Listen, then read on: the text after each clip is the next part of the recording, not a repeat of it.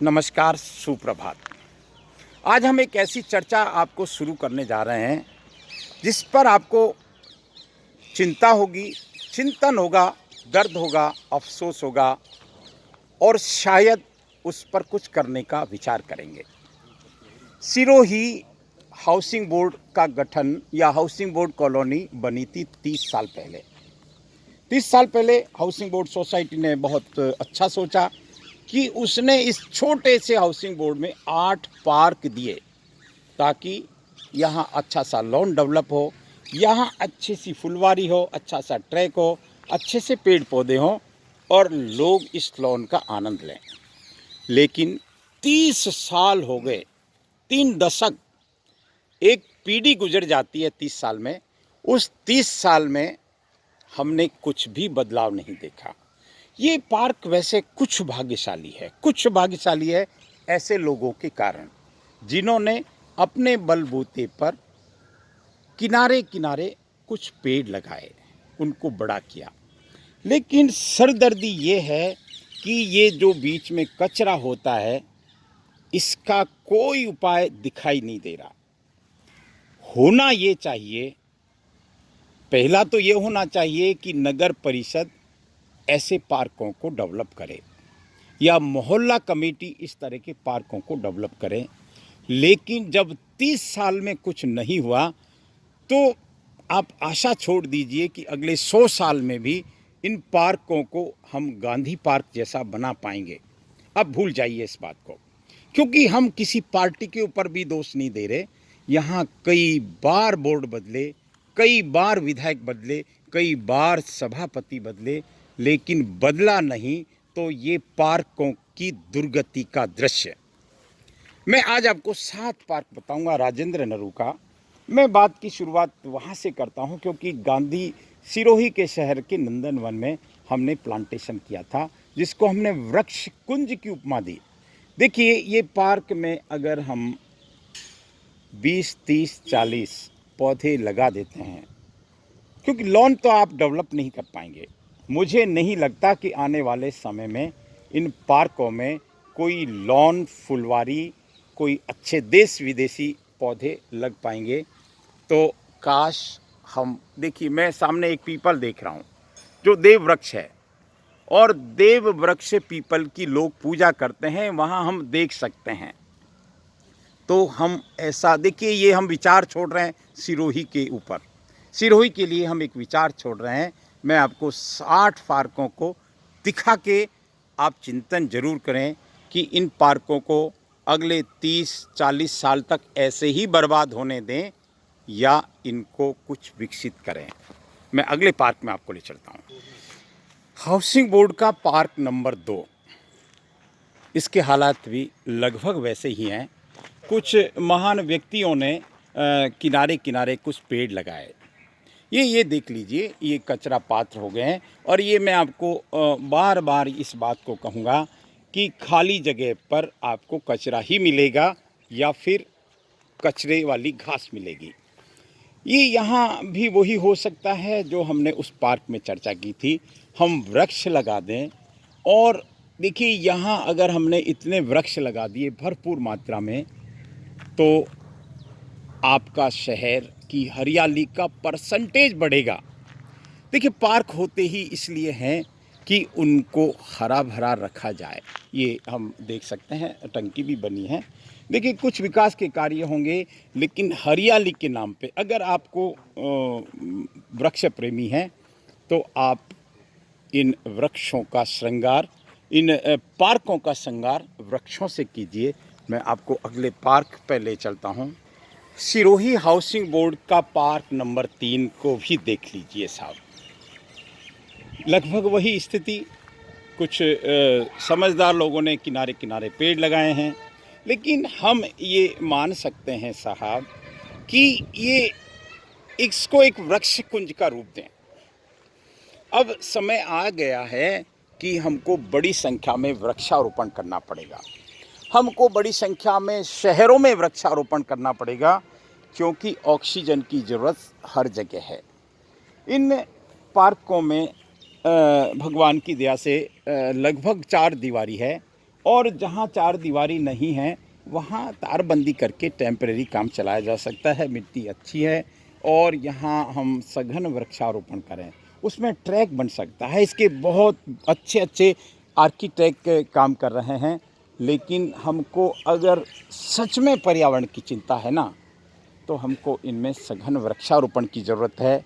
मैं फिर कह दूं बार बार, अगर हमारी हैसियत है कि इनमें लॉन लगे, इनमें फुलवारी लगे, उसको मेंटेन करने के लिए माली हो, लेकिन हम ये नहीं कर पाएंगे क्योंकि हमने 30 साल में ऐसा हम कर ही नहीं पाए और इस तरह का कोई बजट होता भी नहीं है।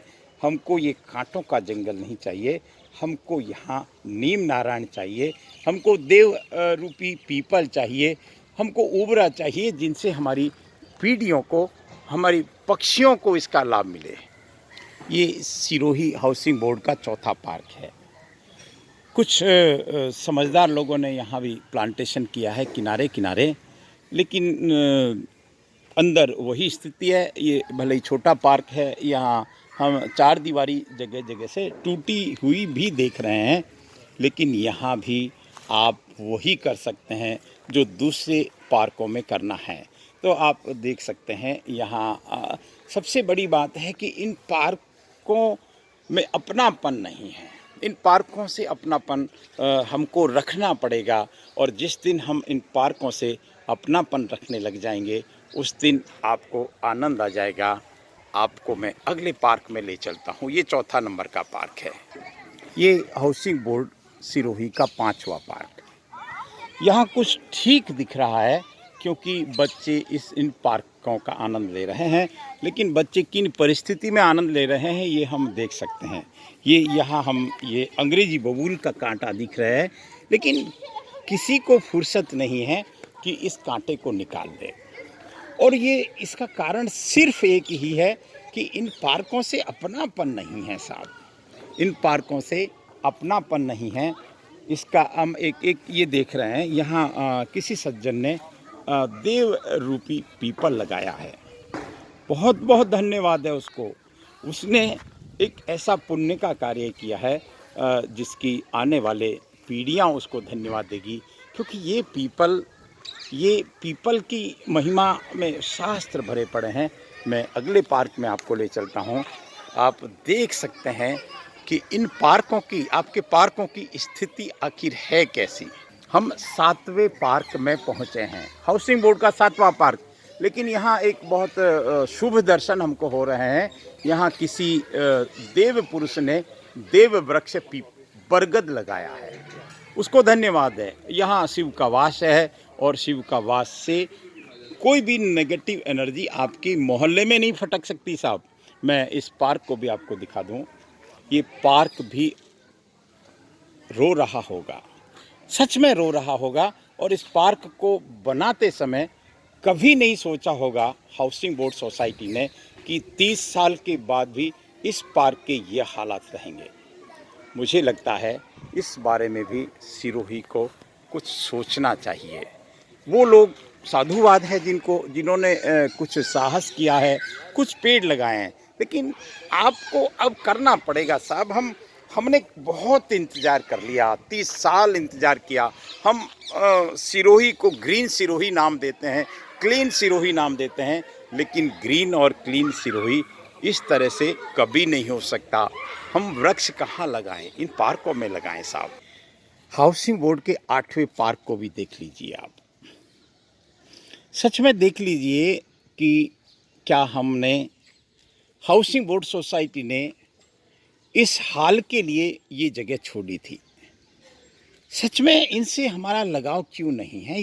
ये आज हमको स्वयं से सवाल करने होंगे, क्योंकि अगर ये हमारे अपने पार्क होते, हमारे घर के हिस्से होते, तो हम उसमें कितना मन से लॉन लगाते, फुलवारी लगाते, पेड़ लगाते, बहुत कुछ करते। लेकिन ऐसा हमको कुछ नहीं दिख रहा। हमको अब जागना होगा साहब, प्रयास करना होगा। मैं अगले पार्क में ले जाके मैं पूरी बात का निचोड़ आपके समक्ष रखूँगा। और मैं हाउसिंग बोर्ड के आखिरी 9वें पार्क में भी पहुँच गया। और मेरे साथ में श्रीमान गणपत सिंह जी देवड़ा साहब हैं, रिटायर्ड जिला शिक्षा अधिकारी महोदय हैं। मैं उनसे बात करूं उससे पहले आपको बता दूं कि 30 साल हो गए इन पार्कों की कल्पना परिकल्पना किए हुए, लेकिन ये पार्क वहीं के वहीं हैं। देवड़ा साहब हैं हमारे साथ में। हाँ देवड़ा साहब, चलिए मैंने आज आपको ये सारी 9 पार्कों की व्यथा सुनाई। मेरे सामने 2 महान हस्तियां हैं, दोनों शिक्षा जगत से जुड़ी हैं।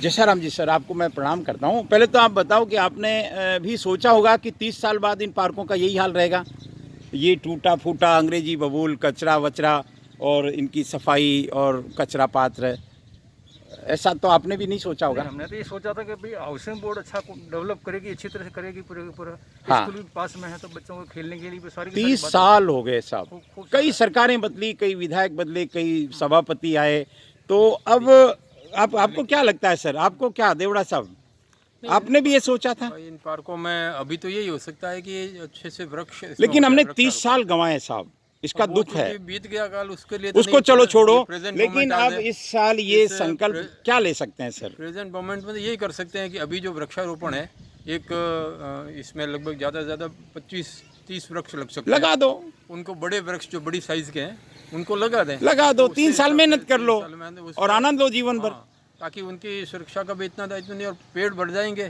तो कचरा नहीं होगा, और बैठ सकते हैं छाया में, धूप वगैरह हो उसमें। देखिए यहाँ पर हम हर पार्क में पंचवटी बना सकते हैं। पंचवटी में कुछ पौधे होते हैं जो देव वृक्ष होते हैं, हम ये सब जरूर करें। मेरी आज की संपूर्ण कथा का हमारे जशाराम जी, जिन्होंने इस हाउसिंग बोर्ड को बचपन से देखा है, शैशव काल से देखा है, अब गणपत सिंह जी देवड़ा साहब, और मैंने जितने लोगों से बात की वो सभी कहते हैं कि हमने कोशिश की थी लेकिन कामयाब नहीं हुए। लेकिन इस बार एक हम और फिर कोशिश करें, हम मोहल्ला कमेटी बनाएं, इन पार्कों में केवल वृक्षारोपण कर दें, क्योंकि हम लॉन फुलवारी जैसी चीज़ डेवलप नहीं कर सकते। ये हमारा अनुभव सत्य है, अगर करते होते तो अब तक हो गई होती। मैं मेरी बात को विराम देता हूँ, एक आशा उम्मीद के साथ शायद सिरोही के कुछ लोग आगे आएंगे और इन 9 पार्कों की सद्गति करेंगे। नमस्कार।